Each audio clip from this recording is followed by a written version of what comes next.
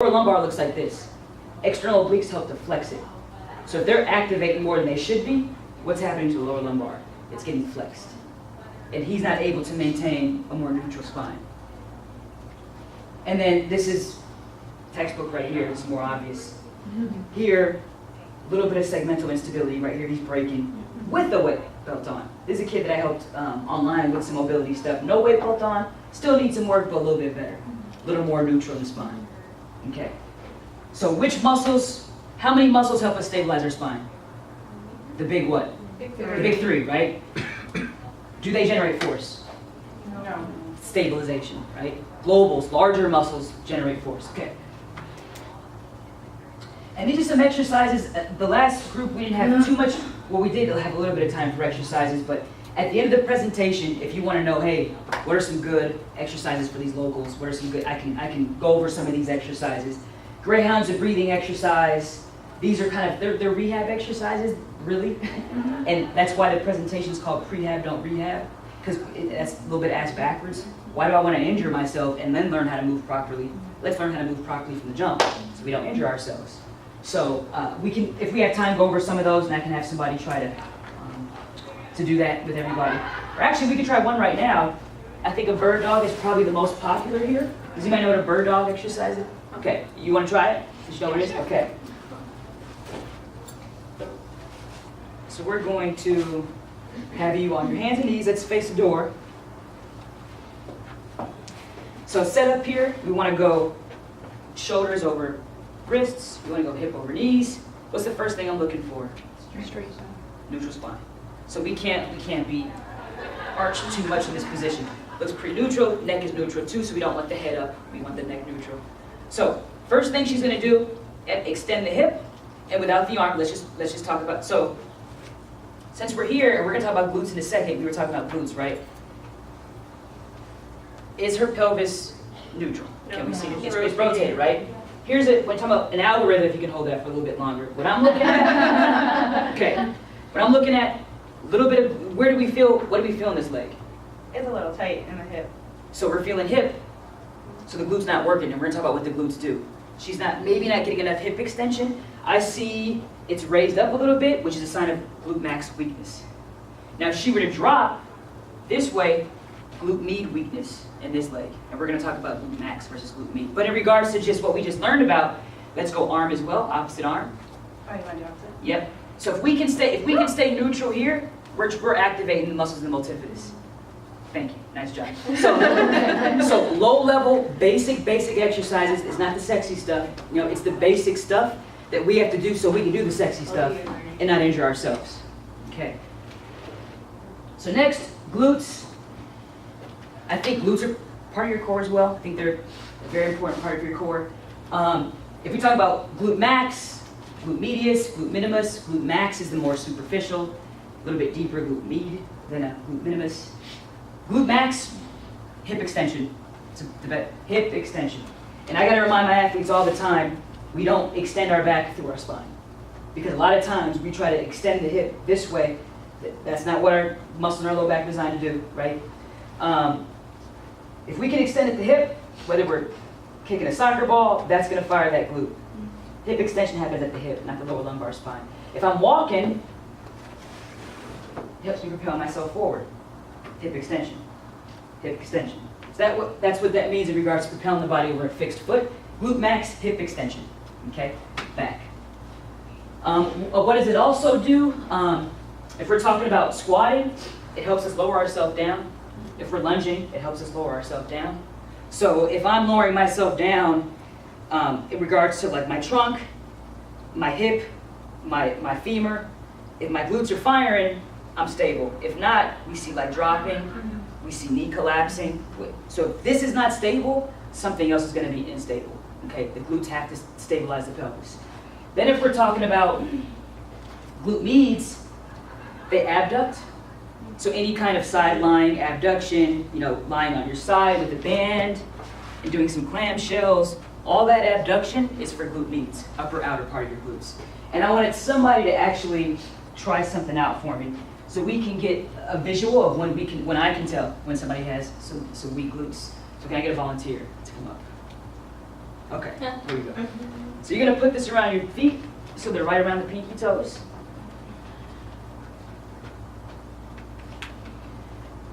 So without telling you too much, the only thing I'll tell you is toes forward, hips loaded. So from the jump, what am I first looking at from the side? What am I looking at? Neutral spine. So I don't want, because we talked about posture, maybe that was the last group, it's not just up. It's just neutral, right? Lengthening. Okay, so then from the side, all I want you to do, keep tension on the band so you can't bring your feet together. Okay. But I want you to just take side steps, maybe 5 steps. Let's look at the relationship of her shoulder to her hip. Okay. And let's take maybe 6 steps back to the right, past it, all the way to that table.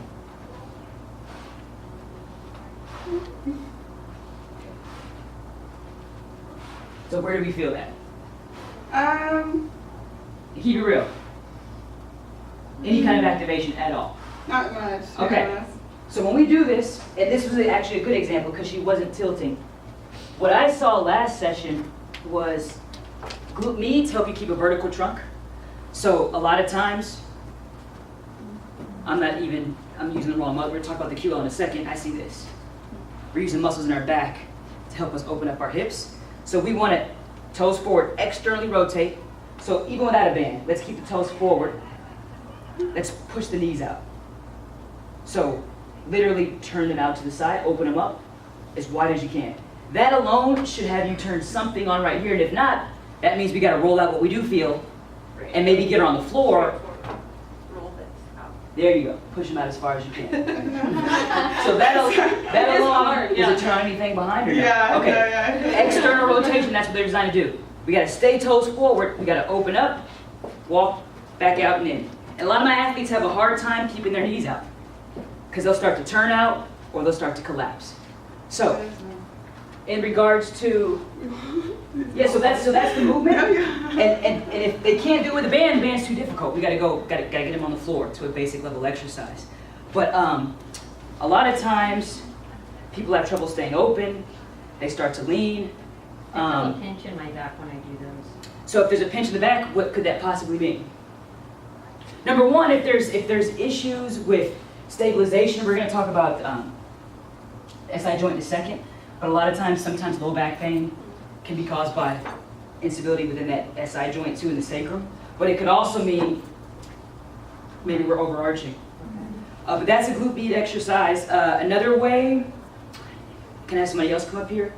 I want you to kind of get used to seeing things that are signs, weak glutes, weak glutes or what have you. Can I get another Mine one? are weak, I know. Okay. Okay, so be a good example. So do me a favor, can you tuck the front of your, yep. And then we're gonna put the hands on the hip. I want you to lift that knee up so that thigh is kind of parallel with the floor. Oh gosh, I'm gonna lean to the left. Can I tell you? It's okay.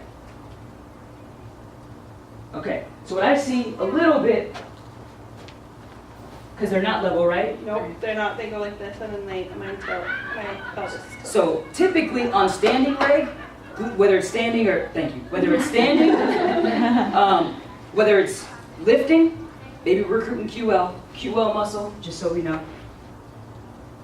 Right, this guy here. Sometimes he kicks in when he shouldn't kick in. And he's a host of low back issues That's and some where glute issues. I had. So you guys have power, we don't. Okay, something happened. Oh. We're just forward. No, I'm glad it's that. So QL, glute med have a relationship, whether I'm dropping or whether I'm elevating. Standing leg, weak glute med. It's my supporting leg, the glute med's not activating. So whether I'm dropping or whether I'm hiking up, that's a glute med weakness.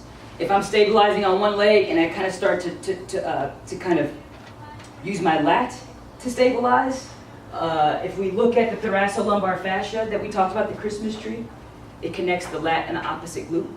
They should work together.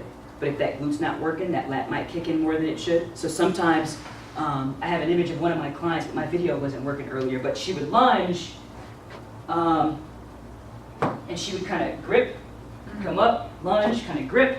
So that lat was kicking in to try to stabilize her when she was doing those lunges. Mine doing that. Okay, so Yeah, I always like. tilt. Yeah. Yep. And until I found out, because I joined a new gym, so I got a free training, whatever. If she had me do them with the like they're not ropes, but the things. TRX? TRX. Yes, so I pulled them all the way back and stepped back and did a lunge, and I did it perfectly and no pain because I had the stability. So I'm learning that I have to change things and start back that easy. Basic. Yeah.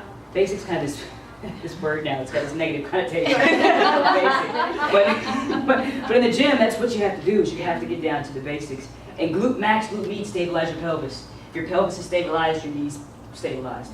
And we'll talk about the shoulder in a second. If your pelvis isn't stabilized, it's going to translate up into shoulder issues as well. So it's going to travel up and down that chain to create some sort of dysfunctional movement. Now, this is kind of, the muscles in red are kind of the ones that, throughout this presentation, that kind of tend to be overactive.